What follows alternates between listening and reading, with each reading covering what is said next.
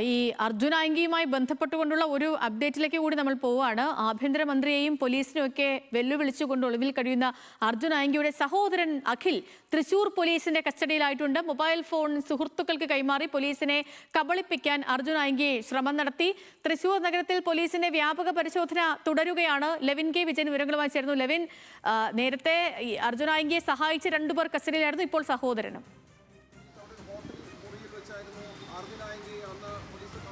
സേതു, സഹായിച്ചവരിൽ രണ്ടുപേരിൽ ഒരാൾ സഹോദരനും മറ്റൊരാൾ സഹോദരൻ അഖിലിന്റെ ഭാര്യയുമാണ്. അങ്ങനെ രണ്ടുപേരാണ് കസ്റ്റഡിയിലായിരിക്കുന്നത്. തൃശൂർ തേക്കിൻകാട് മൈതാനത്ത് വെച്ച് നിന്നാണ് ഇവരെ സിറ്റി പോലീസ് കമ്മീഷണറുടെ നേതൃത്വത്തിലുള്ള സംഘം കസ്റ്റഡിയിൽ എടുത്തിരിക്കുന്നത്. തൃശൂർ പോലീസ് ക്ലബ്ബിൽ എത്തിച്ചുകൊണ്ട് ഇപ്പോൾ ചോദ്യം ചെയ്യുന്നതായിട്ടുള്ള ദൃശ്യങ്ങളാണ് നമ്മൾ കാണുന്നത്. CP-യുടെ നേതൃത്വത്തിലാണ് ചോദ്യം ചെയ്യൽ നടന്നുകൊണ്ടിരിക്കുന്നത്. അതിനു മുൻപ് അർജുനും സഹോദരനും ഭാര്യയും സഞ്ചരിച്ചിരുന്ന ഒരു കാറിന്റെ CCTV ദൃശ്യങ്ങൾ പോലീസിന് ടോൾ പ്ലാസയിൽ നിന്ന് ലഭ്യമായിരുന്നു. ആ ടോൾ പ്ലാസയുടെ അടിസ്ഥാനത്തിൽ നിന്ന് പരിശോധിച്ചതിൽ അർജുൻ അടക്കമുള്ള ആളുകൾ ഈ വാഹനത്തിലുണ്ട് എന്ന് സ്ഥിരീകരിക്കുകയും ചെയ്തു. പിന്നീട് തൃശൂർ നഗരത്തിന്റെ വിവിധ ഭാഗങ്ങളിൽ പുങ്കുന്നം, പാട്ടരായ്ക്കൽ, തൃശൂർ വടക്കുന്നാഥ ക്ഷേത്ര മൈതാനം, അങ്ങനെ പല സ്ഥലങ്ങളിലായി ഈ മൊബൈൽ ഫോണിന്റെ സിഗ്നലുകൾ കണ്ടു.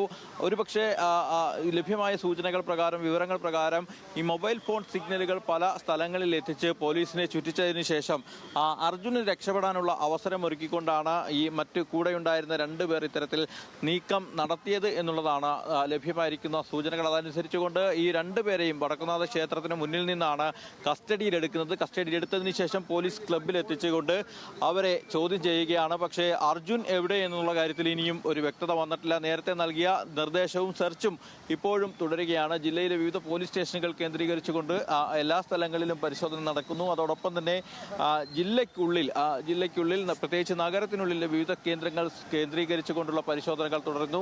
മുഴുവൻ വാഹനങ്ങളും പരിശോധിക്കുന്നുണ്ട്. CCTV ക്യാമറകളടക്കം പരിശോധിച്ചുകൊണ്ട് ഇയാൾ എവിടേക്ക് രക്ഷപ്പെട്ടു എന്നത് കണ്ടെത്തുന്നതിന് വേണ്ടിയിട്ടാണ് പോലീസ് നീക്കം നടത്തുന്നത്. അതോടൊപ്പം തന്നെ ഈ രണ്ടുപേരെ ചോദ്യം ചെയ്യുന്നതിലൂടെ ചില വിവരങ്ങളെങ്കിലും ലഭിക്കുമെന്നുള്ള പ്രതീക്ഷയിലാണ് പോലീസ് സംഘം നിലവിലുള്ളത്. CCTV ക്യാമറകളും ദൃശ്യങ്ങളും അടക്കമുള്ള തെളിവുകളാണ് ഈ അർജുനാണ് ഇവർക്കൊപ്പം ഉണ്ടായിരുന്നത് എന്നുള്ള സൂചനകൾ നൽകുന്നത്. അതനുസരിച്ച് കൊണ്ടുള്ള പരിശോധനകളും സൂചനകളും പോലീസ് ലഭിക്കുകയാണ്. ഇപ്പോൾ ഏതായാലും പോലീസിനെ സംബന്ധിച്ചുകൊണ്ട് വലിയൊരു ടാസ്ക് തന്നെയാണ്. തൃശ്ശൂർ നഗരത്തിൽ ഇത്രയും തിരക്കുള്ള ഒരു നഗരത്തിൽ ഇത്തരത്തിലധികം വാഹനങ്ങളുള്ള ഒരു നഗരത്തിൽ ഇയാളെ കണ്ടെത്തുക എന്നുള്ളത് മറ്റ് സഹായങ്ങൾ ഒരുപക്ഷെ അർജുൻ ലഭിച്ചിട്ടുണ്ടാകാമെന്നുള്ളൊരു അനുമാനം കൂടിയുണ്ട്. അതുകൊണ്ട് തന്നെയാണ് ഇവരെ രണ്ടുപേരെയും കസ്റ്റഡി എടുത്തുകൊണ്ടുള്ള ചോദ്യം ചെയ്യൽ തുടരുന്നത്. മറ്റ് ഒന്നിലധികം വാഹനങ്ങൾ ഉപയോഗിച്ച് ഇവിടെ നിന്നും രക്ഷപ്പെടാമെന്നുള്ളതാണ് പോലീസ് അനുമാനിക്കുന്നത്. അർജുനായങ്കിക്കായുള്ള തിരച്ചിൽ തൃശ്ശൂരിൽ പുരോഗമിച്ചുകൊണ്ടിരിക്കുന്നു.